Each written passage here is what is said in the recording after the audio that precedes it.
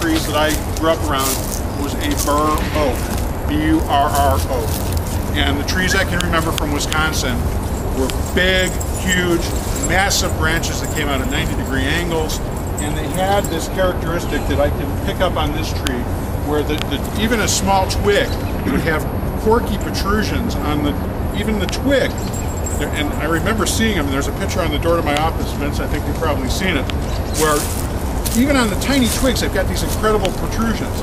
Now, this tree doesn't exhibit it so much on the newest growth, but if you go back 3 or 4 years of the growth, you'll see there's kind of a really very interesting characteristic on the branching pattern with this bark that's very deeply furrowed and fissured, and actually it extends a little bit onto even the main trunk of this tree.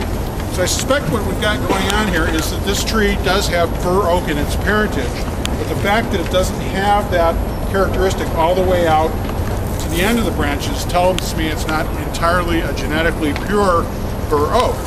But where I grew up in Wisconsin, the trees were pollinating each other, they were reinforcing their own gene pool, so that was a very distinct look for those trees. If you took a seed or an acorn from one of those trees, or 50 of those trees, brought them to Colorado, I suspect if you could grow them to a full size, they would have that same very intense characteristic. But I think what we've got here is a hybrid situation where, yeah, the parent was a bur oak, but there was also another oak that did a contribution that changed kind of the way it looks. And it's just kind of interesting and kind of important to know if you're trying to be really specific about identifying trees, that something like an oak, even though you think you know what you're looking at, it can be deceiving because they do have a tendency to hybridize. Vince, anything you'd add about bur oak? Not generally, specifically to this one. This was a spaded tree. Did you mention that? Yeah. Oh, yeah. This tree was moved, and so it's been kind of interesting to see how it's recovered. It's done better than I think we expected.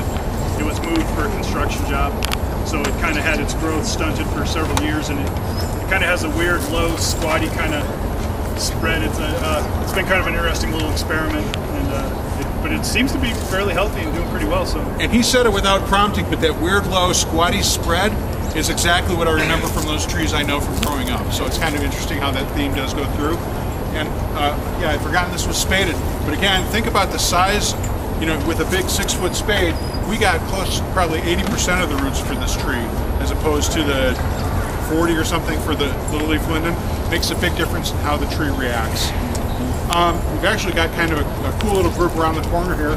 So let's just walk a little bit. I was going to ask about the weird low squatty look and about pruning. Yep. And yeah, I have bur oak, and it's growing little things off the side, and I thought I was going to close off. Yeah, all right, so the question was, low branch to the ground, somebody's got a bur oak at their house, they think those little things maybe need to come off. It's a personal choice. If you'd like to have kind of a clean stem up to 5 or 6 feet, go ahead and prune those off. If I had a nice little bur oak growing in my front yard, I wouldn't touch them. They grew back.